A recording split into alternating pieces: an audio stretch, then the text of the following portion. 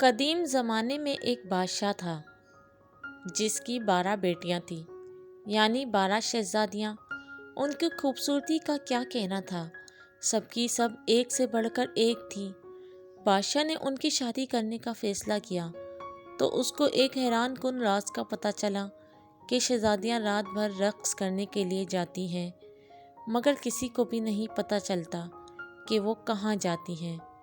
بادشاہ بہت پریشان تھا۔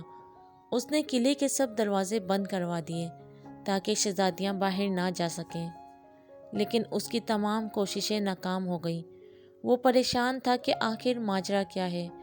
بادشاہ نے اعلان کروایا کہ جو کوئی شہزادیوں کے رقص کا پتہ لگائے گا اسے اپنی پسندیدہ شہزادی سے شادی کرنے کا موقع ملے گا، اور وہ میرے مرنے کے بعد بادشاہ بھی بنا دیا جائے گا، اور اگر وہ 3 دن میں اس راز کا پردہ فاش نہ کر پایا تو اسے موت کی سزا سنا دی جائے گی۔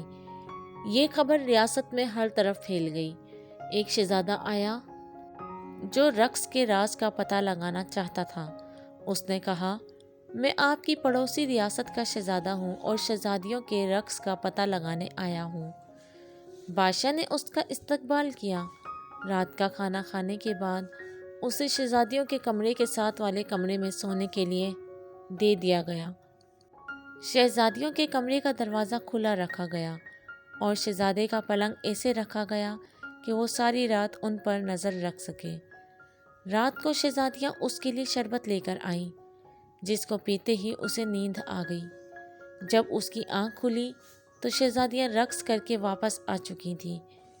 تینوں دن ایسے ہی چلتا رہا۔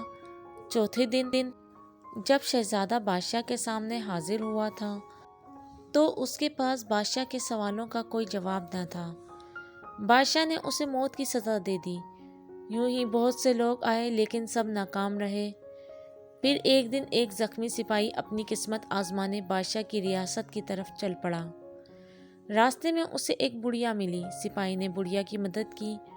بڑھیا نے بدلے میں اسے ایک پوشاک دی اور کہا کہ یہ پہن کر تم کسی کو نظر نہیں آؤ گے، اور یہ بھی بتایا کہ جو جوس شہزادیاں تمہیں دیں وہ مت پینا۔ سپاہی بادشاہ کی ریاست میں پہنچ گیا۔ بادشاہ نے اس کا استقبال کیا اور اسے بھی شہزادیوں کے رقص کا راز معلوم کرنے کے لیے 3 دن دیے گئے۔ رات کو بڑی شہزادی اس کے لیے جوس لے کر آئی۔ سپاہی چونکہ بہت ذہین تھا، اس نے جوس پی تو لیا مگر نگلا نہیں، کیونکہ اس نے منہ میں اسپنج رکھا ہوا تھا۔ جیسے ہی شہزادی کمرے سے باہر نکلی، اس نے اسپنج منہ سے نکالا اور سونے کی اداکاری کرنے لگا۔ شہزادیاں اس کو سوتا دیکھ کر خوش ہوئیں اور رقص کرنے کے لیے تیار ہو گئیں۔ سب سے بڑی شہزادی نے اپنا پاؤں زور سے اپنے پلنگ پر مارا تو وہ زمین دوز ہو گیا، اور پھر ساری شہزادیاں اس خفیہ راستے سے نیچے اترنے لگیں۔ سپاہی یہ سب دیکھ رہا تھا۔